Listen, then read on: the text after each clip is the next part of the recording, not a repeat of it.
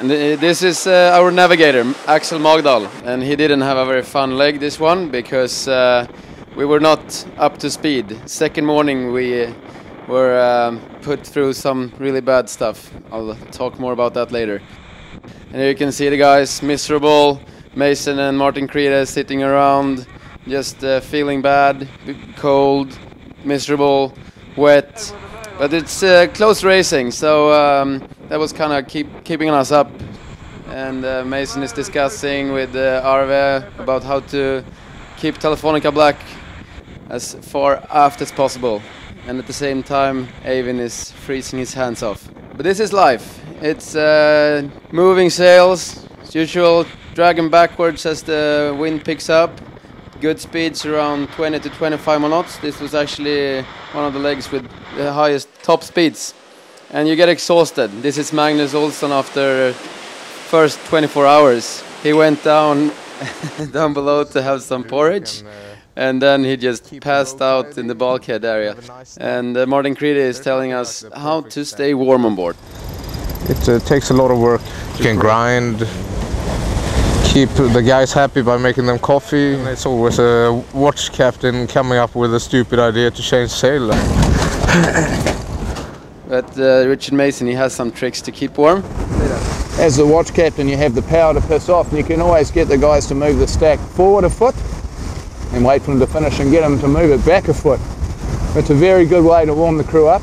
It's also a very good way to get them extremely angry at you. You get really bad shape by just sitting around doing nothing all day. It's actually, being a bowman is pretty tough job, as he says. You move around the sails all the time, you run back and forth on the bow, and you get your pulse up for sure. And this is when we, after we hit this whale, very, very bad for us. That was a leg loser for sure. And it took us a while to realize how bad it actually was. But once we realized it, we decided to take the spare dagger board out, and for that you need to remove the galley to be able to drag it as far forward as you can, and then get it up the hatch. Anders is expecting the keel here, and he thinks it's good, but we'll soon show that we are doing very, very bad against the others. So we were actually first boat before we came into the scoring gate, but then we lost miles after miles and we ended up fourth, which was very disappointing. But even more disappointing was that we were keeping on losing. So a bit of relief and something to be cheered up about was the Gulf Stream. We came in there and a couple of hours with almost 20 degrees. So we went from foggy, really cold conditions with 5 degrees up to 20 in just a couple of hours. And it was fantastic. Dolphins jumping, and we had turtles coming up, which is pretty strange for being that far north. They were probably lost from, they just go with the Gulf Stream from Florida and up. Pretty interesting. And a couple of hours later, we're back into the wet business, just surfing down the waves, screaming cold, and you have to always be clipped on not to fall over, actually. We got a couple of nice mornings as well, nice sunrises, but still going fast, always going fast. And very nice with this downwind stuff. Going upwind in 25 to 50 knots a wind it's not very fun, but downwind you're having a blast. So we're back in business, 20 to 30 knots, surfing down the waves, fantastic sailing. And this is probably the last time we got the opportunity to really test the limits of this boat. And everyone was pretty tired and just struggling with the cold, but at the same time it's just fantastic sailing. So we're actually talking about it. We have to enjoy this now, because this is the last time. And Eivind is happy driving in this nice conditions. You have to really concentrate as a helmsman to find the best way through the waves.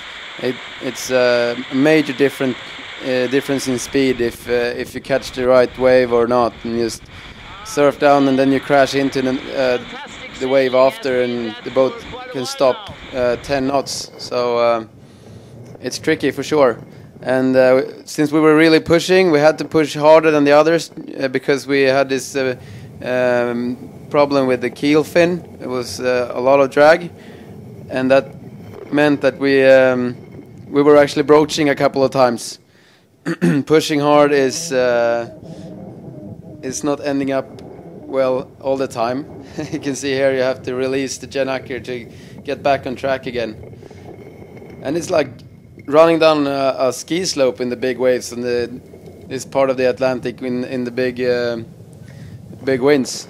It's just the bow is pointing downwards and you have to hold on. Everyone was sick on board this leg.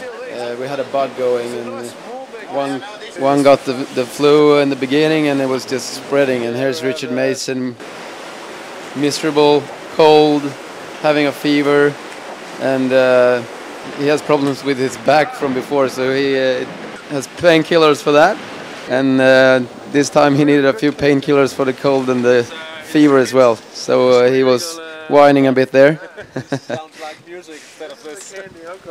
Getting the pills out and looking forward to crawling down cozy in his bunk in his sleeping bag, listening to his iPod and just try to disappear for a couple hours, hoping not to be able, but hoping not to have to go up on deck and do sail changes. Listen to some bad old music.